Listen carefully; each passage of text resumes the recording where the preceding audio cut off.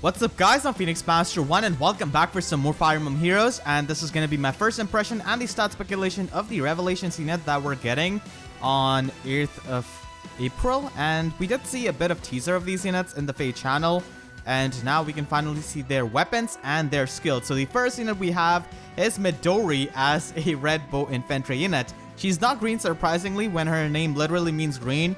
I guess they just wanted to have another red bow archer. But she's definitely going to be pretty different than a green or Anna for sure. So she has got this weapon called Spent Thrift Bow.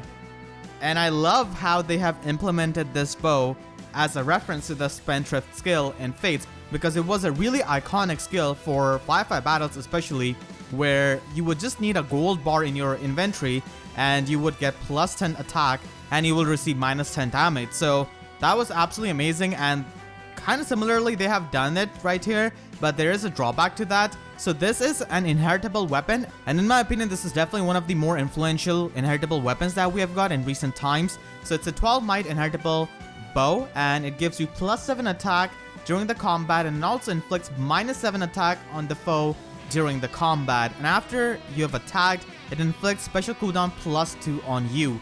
So it's opposite of Special Spiral. It will actually increase your special count, so you will not be able to use your specials that easily, and you trigger that special in that combat itself. But in exchange of that drawback, you do get a lot of attack, which is going to be extremely helpful with vantage sweeping or just even attacking with a really powerful nuke. And this is also really good for tanky units, and that's the thing which I really like about this bow. This can be used in offensive units and also on defensive units alike. Minus 7 attack debuff on the enemy all the time is going to be so good. This combos up really well with lull attack defense, so you could basically have minus 10 attack and defense debuff on the foe during combat, and it will easily stack up with other kinds of visible debuffs like chill attack, which she has got in her base kit. So this is basically like a better guard bow, I would say, because not only it gives you the bulk unconditionally, but it also gives you more attack, which is actually really needed for some of the guard bow tanks, because usually they do have the bulk, but they don't really have the attack necessary.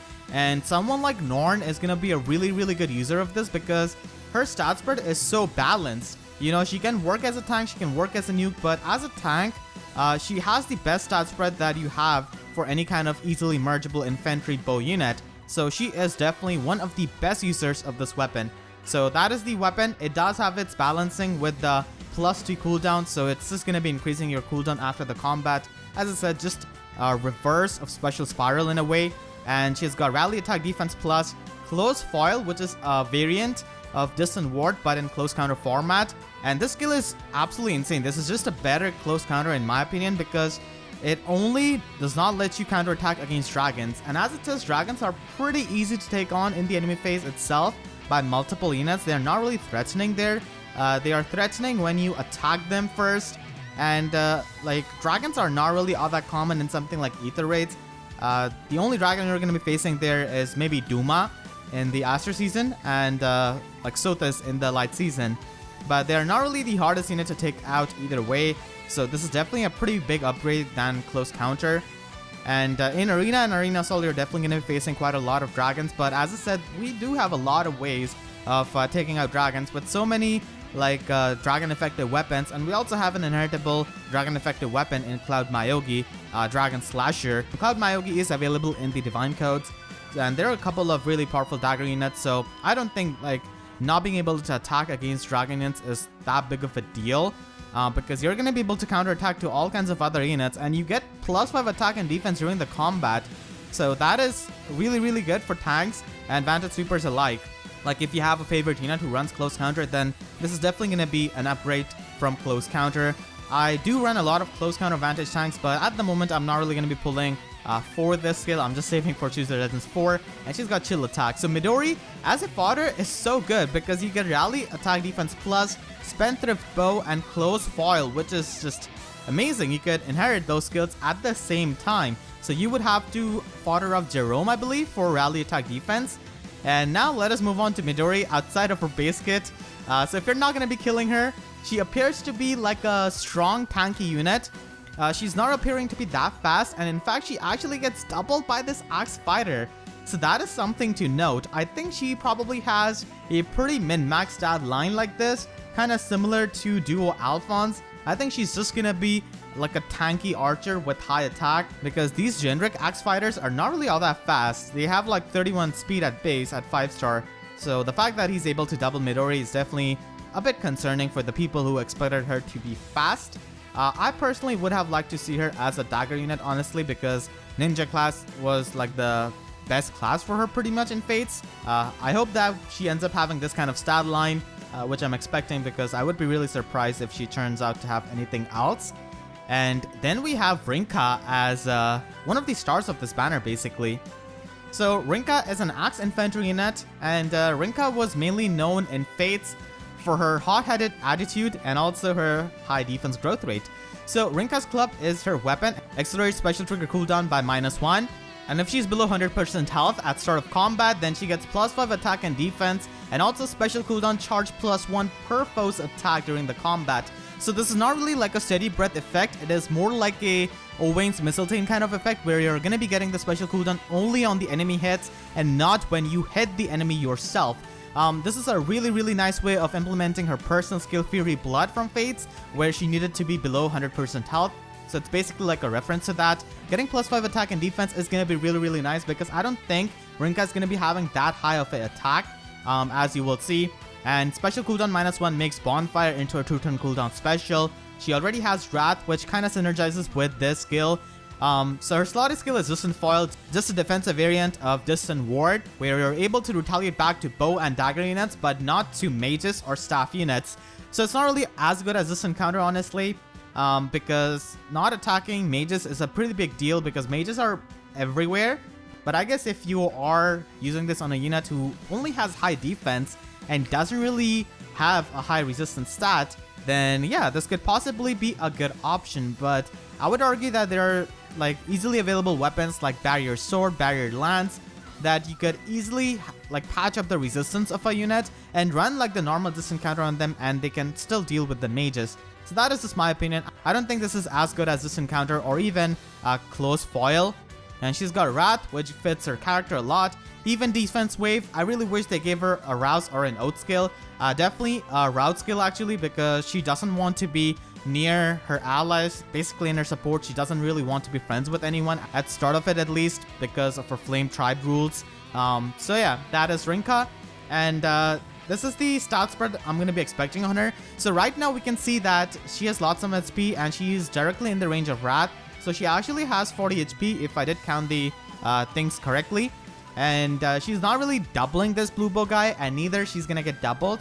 So I'm expecting like a middling speed stat on her, which is going to be workable. It's not going to be the worst thing in the world. She's definitely not going to be as slow as Midori, but it's not going to be very high. And that kind of like excludes her from using skills like Close Call or Repel, unless you invest really heavily into her. And I think she's going to be having insanely high defense at 40. So basically like an evil style line for an Axe Infantry unit, you could say. She does too much damage with that bonfire. I did see that in the teaser in FEH channel, and that made me think that she must have Wrath. So the next unit we have is Forrest. We do actually know the stats of Forrest because in FEH channel they did show that. So he's a range cavalry unit. He doesn't have Brynhildr.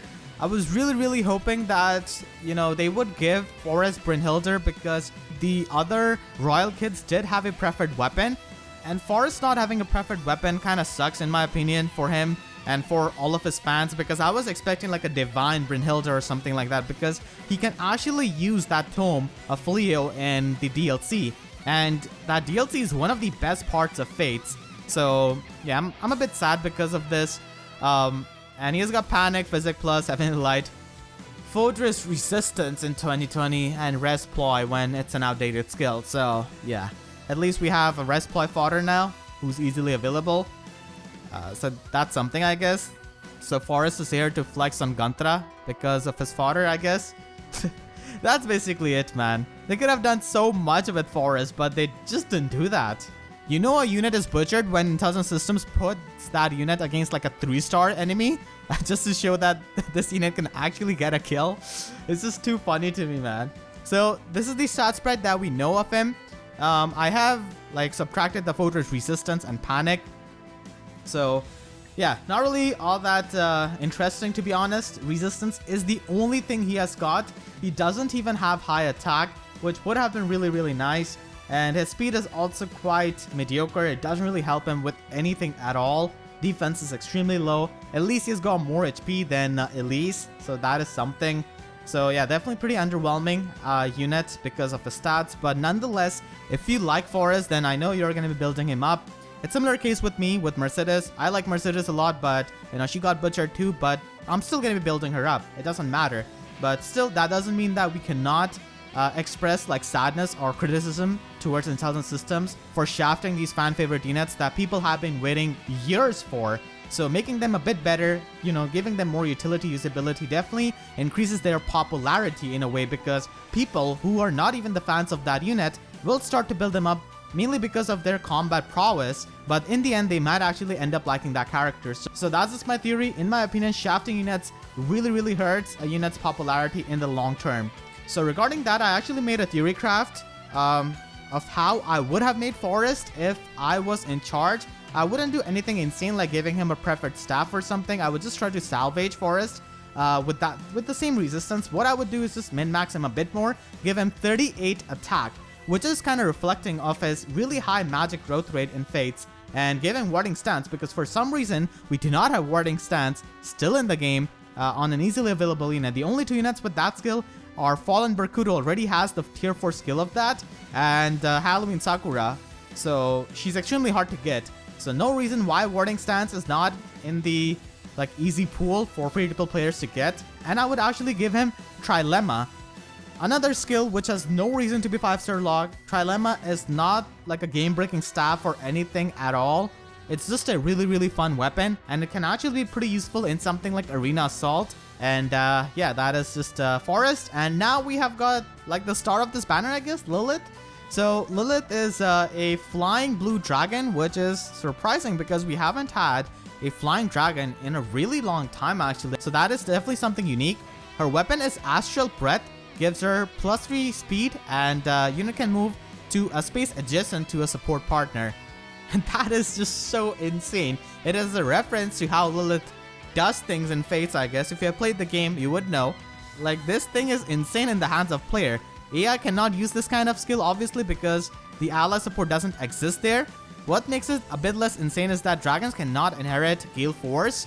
So if she actually had Gale Force, imagine just her teleporting all the way across the map using Gale Force and just destroying more units. That would have been insane, honestly.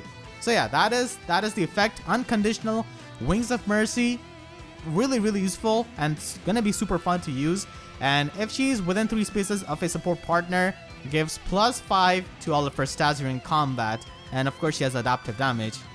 My question is, why even give this kind of like conditional effect? Just give her a +5 to all of her stats as it is. Like, being within 3 spaces of a support partner isn't really the hardest thing to do in Fae. You know, the maps are not really as big as genealogy maps or anything like that. She's got reposition, which is going to be a good skill, you know, just to save the ally and put herself forward, which she's known for. And she's got attack speed bond, didn't even give the tier 4 skill. Defense wrestling, which is kind of signifying that she wants to protect her support partner, which is definitely in character. And joint drive attack. So this is a tier 4 skill. Just look on this carefully and read this. Even though this icon looks really similar to joint tone attack, this skill is actually really good, because not only you're going to be giving invisible +4 attack to allies within 2 spaces, but this can be applied to yourself. So this is like a self-sufficient drive buff, which means that it is immune to panic debuffs or anything like that. So yeah, that is just very powerful, you know. While supporting your allies, you could get stronger yourself. And I expect her to have like really good offenses for some reason. I don't know, is this my intuition? I don't think she's gonna be having the highest defense, because we kind of know that she cannot like survive a hit to save her life. So yeah, this is the stat spread I'm expecting on Lilith. I think she's gonna be having 36 attack and gonna be super fast at 40 speed. Now keep in mind, flying dragons cannot inherit close call and repel, so that kind of does balance it, because she's not gonna be able to make use of her speed in productive way. And I don't think she's gonna be having too insane of a defense or resistance, just alright. She's gonna be having the high BST, of course, or if they want to give her like a trainee bonus, then who knows, who can stop them. These are banner units. I'm definitely looking forward to Midori and Forrest. Those are the 2 units which I really want to get, and after that Rinkah. Lilith is kind of on my low priority, even though her weapon is something I really want to use and have fun with. But I just like Midori a lot. I use her so much in Wi-Fi battles, so I just have to do it for the good old days. And I like Forrest a lot too. So yeah, the Grand Hero battle unit for this batch is going to be Iago. You know, they couldn't have picked Arit or Sumeragi or anyone like that, or one of the revelation enemies that you face, which I'm not going to spoil. They couldn't have done that. Why? Why have Iago? He's not even like Revelations exclusive, but nonetheless, I hope his voice acting is nice in Fae as well. I was really big fan of his voice acting in Fates. So he appears to have red tome, and it's a preferred tome. So that is definitely really good for its viability. Now, Iago's signature tome in Fates was pretty much Ginunga Gap, which had one of the coolest animations ever. But I don't think this is Ginunga Gap, because in Fates, Ginunga Gap's book is green color, and this is not green. And the book which has got red color, which is kind of associated to him, is his personal tome, Iago's Tome. And I think he's going to be having Iago's Tome, and to mimic its effect from Fates, I think he's going to be having lull attack resistance built into it, or something similar to that. That is just my expectation and speculation. I don't know if they're crazy enough to make Ginunga Gap's book like full red and just completely ignore what it had in Fates, but yeah, that is what I'm expecting, and that is going to be my first impression. I hope you guys enjoyed. If you did, then please be sure to leave a like. It is going to be helping me tremendously, and comment down below about your impressions. And when you subscribe, please be sure to hit the notification bell and click on all so that you can always get the updates to my videos whenever I upload. Because YouTube sub boxes are about as functional as all of the Revelation Grand Hero battles they could have put on this banner. So with that being said, I'll see you guys next time. Thank you so much for watching, and have a great day.